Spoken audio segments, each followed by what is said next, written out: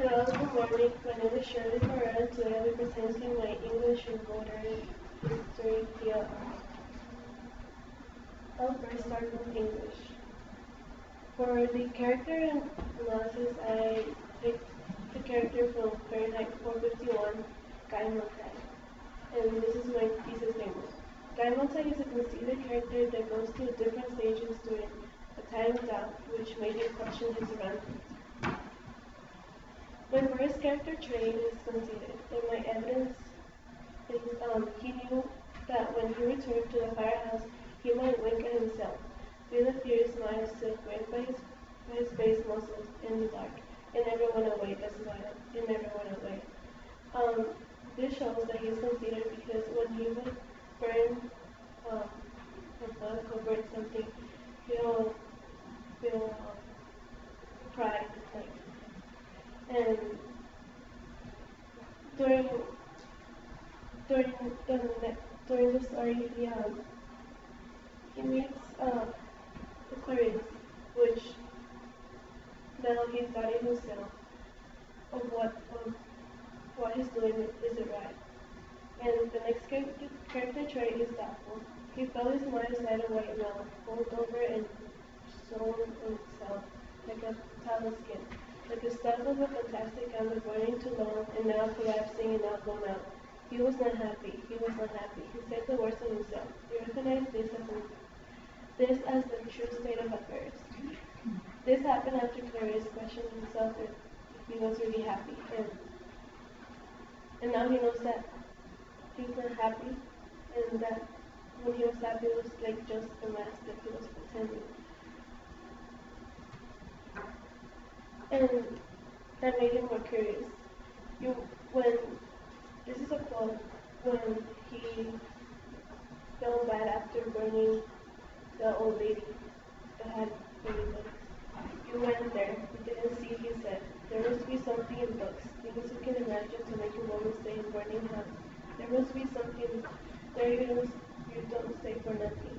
And he was talking to his wife, Mildred, saying this to her about what happened the other night when he and the other firefighters went to burn the house with the old lady, and now he's questioning himself with the books, what books have inside. And now we go with history. For history, I chose Essential Skill 2, which is Revolution, and I'm doing American Revolution and French Revolution. And my thesis statement is American and French Revolution were at the same time period. Despite of the differences, they had a major impact in the world. Now I'll start with the French Revolution. My evidence is from a test, which I didn't do very well. And the French Revolution was led because they had a bad leader, King Louis XVI. They had a weak leadership, they had economic crisis, and they had a lack of inspiration and social inequalities with the first state and second state. The first and second state were taxing the third state, and which led to a revolution because of the enemy. And the revolution wasn't successful because after all, they didn't want a leader, a king, and Napoleon was the king. Now the American Revolution. My evidence is from the DBQ of what causes led to write the Declaration of Independence. They had a tyrannical ruler, and many events happened. For example, stamp act, tea tax, and some of the acts. England didn't want an American leader to go to the parliament, and they didn't have natural rights, which caused the American Revolution, and it was successful because then the Declaration of Independence was written.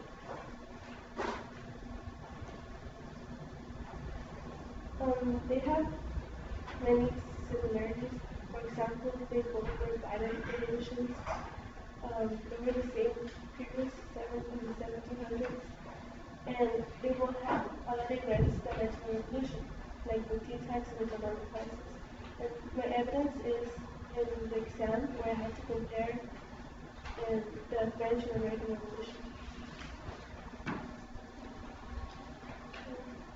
for your question.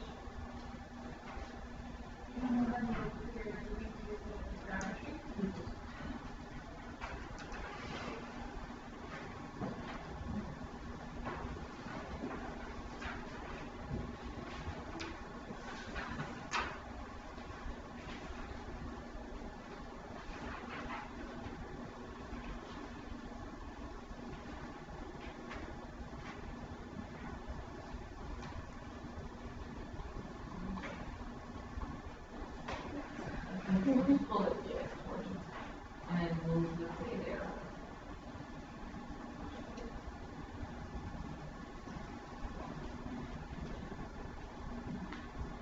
So the first thing I did on my DBQ was annotate the picture. And as you can see, first I thought this was the whitelist version because the water is says sensation, and it looks like they're getting baptized, but they're like washing them and they're similar.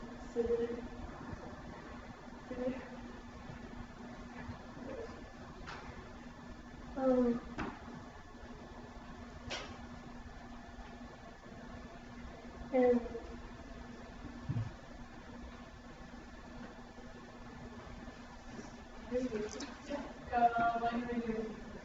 okay. According to the cartoon, the United States imperialized the Philippines to civilize them and give them a better future.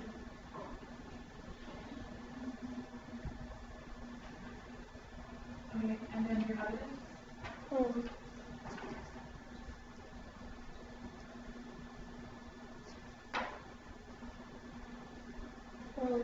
For evidence, it's not annotated. I didn't write it. Okay, why don't you go ahead and pick out a piece of evidence that you could use to support your thesis? When the guy has the baby and has like ready to like, I don't know, actually. Okay. I think it's civilization because in the back there's like children already washed or and they're changing into like American clothes. Okay, so when we construct or create our evidence, what should we always do before we quote something?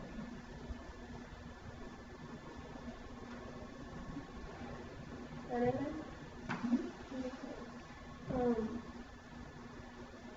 So where are you getting your evidence from? The picture. Okay, so if you're getting your evidence from the cartoon, how does the reader know that? I can like ask the cartoon stated. Okay, so the cartoon doesn't really state anything. Or shows. Okay, so you can say the cartoon shows. And then quotation. No, because there's no words on it. Right. Yeah. So we'll fill in that blank. This cartoon shows that. Philippines are very civilized because they're Okay, so think of your thesis. You say that the United States imperialized the Philippines to civilize them and to give them a better future. So that's what you have to defend by using the cartoon. Okay, so we're looking for something that supports the idea that we are civilizing the Philippines. So what in that cartoon suggests that idea? I will say the two children in the back because they're like wearing better clothes. Okay. And what did they just get done doing? Washed. And where were they washed? Where? Where? In the river. And it says civilization. Okay, so exactly what you told me in your annotations will help you figure that out. So you had told me that they were being baptized, right, in the waters of civilization. So you can say, as the cartoon shows, or the cartoon shows that the Filipinos are Getting washed. in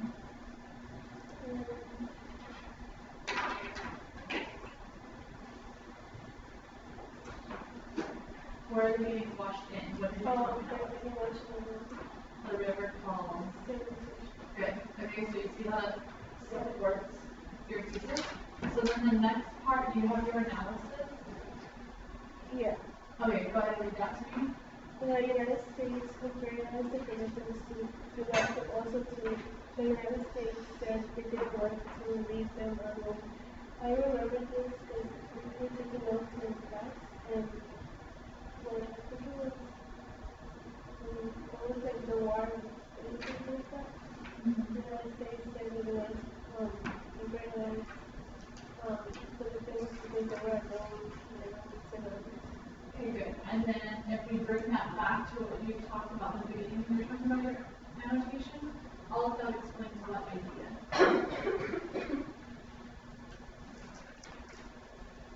So what was it? Exactly. Thank you. You can go ahead and move on to your ground.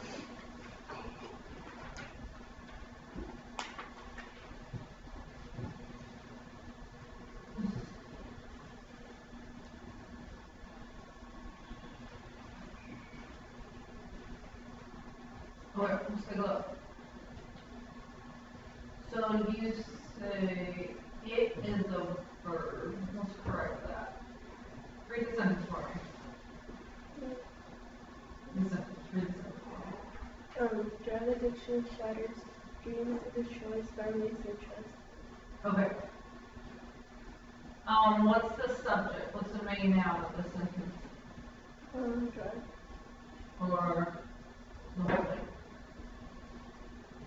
Drug addiction. So right after that, those should be switched. So the addiction should be the noun, and the type of addiction is drug addiction. Yeah, because it destroys families.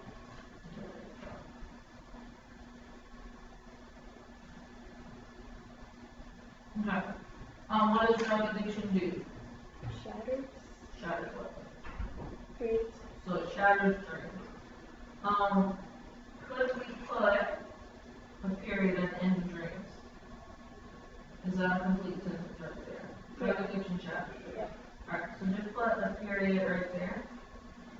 And since we can't put a period because it's a complete sentence, what will we put instead?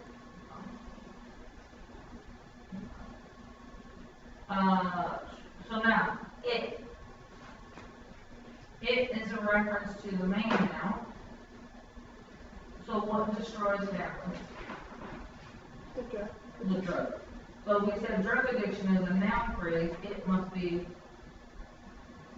So it would be it would be a noun. So that's a noun, and make that a noun phrase. So now, if we look, now we have it destroys families, we have a noun phrase and a verb phrase, and we know when those two happen together in that order, we get what? Yep, so now we have two independent clauses. So go ahead and make the other independent clause. So you have shatter string, that independent clause should end at shatter string. And then it. It destroys families and trust. Yep, that should all become that.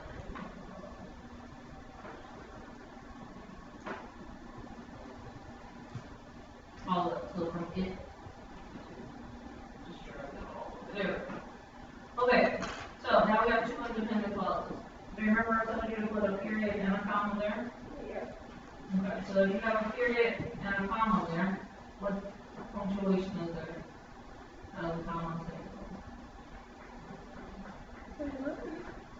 So we could have had a period, but that's the whole sentence, right? Yeah.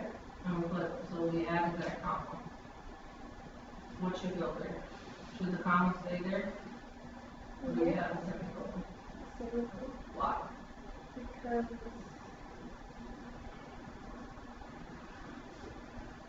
What's it separate?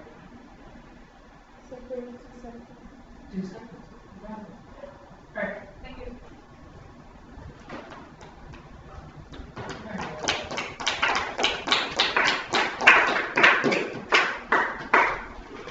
You put feedback in the box. Sorry, let me turn that up. Since it's also river, forest to handle.